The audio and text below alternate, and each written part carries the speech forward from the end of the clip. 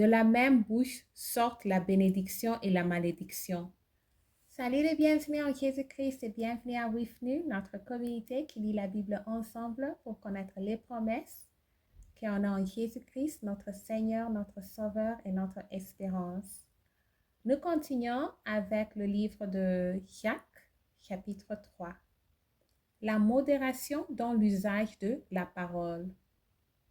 Mes frères, qu'il n'y ait pas parmi vous un grand nombre de personnes qui se mettent à enseigner, car vous savez que nous serons jugés plus sévèrement.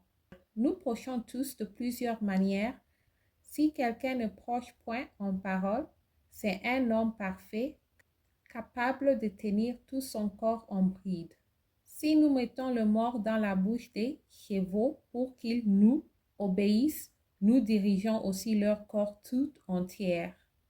Voici, même les navires qui sont si grands et que poussent les vents impétueux sont dirigés par un très petit gouverneur au gré du pilote. De même, la langue est un petit membre et elle se vante de grandes choses. Voici comme un petit feu peut embrasser une grande forêt. La langue aussi est un feu. C'est le monde de l'iniquité, la langue est placée parmi nos membres, souillant tout le corps et enflammant le corps de la vie, étant elle-même enflammée par la géhenne. Toutes les espèces de bêtes et d'oiseaux, de reptiles et d'animaux marins sont doptés et ont été doptés par la nature humaine. Mais la langue, aucun homme ne peut l'adopter. C'est un mal qu'on ne peut réprimer. Elle est pleine d'un finet mortel. Par elle, nous bénissons le Seigneur notre Père et par elle, nous maudissons les hommes faits à l'image de Dieu. De la même bouche sortent la bénédiction et la malédiction. Il ne faut pas, mes frères, qu'il en soit ainsi. La source fait-il jaillir par la même ouverture l'eau douce et l'eau amère? Un figuier, mes frères, peut-il produire des olives ou une vigne de figues? De l'eau salée ne peut pas non plus produire de l'eau douce. La sagesse qui vient d'en haut.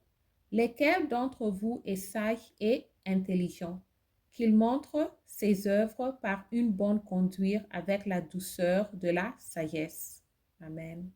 Mais si vous avez dans votre cœur un zèle armé et un esprit de dispute, ne vous glorifiez pas et ne mettez pas contre la vérité. Cette sagesse n'est point celle qui vient d'en haut, mais elle est terrestre, charnelle, diabolique. Car là où il y a un zèle armé et un esprit de dispute, il y a du désordre et toutes sortes de mauvaises actions. La sagesse d'en haut est premièrement pure, ensuite pacifique, modérée, conciliante, pleine de miséricorde et de bons fruits, exempte de duplicité, d'hypocrisie. Le fruit de la justice est semé dans la paix par ceux qui recherchent la paix. Amen. Merci d'avoir lu ensemble. J'améliore mon français en lisant la Bible. Restez en Jésus-Christ et shalom.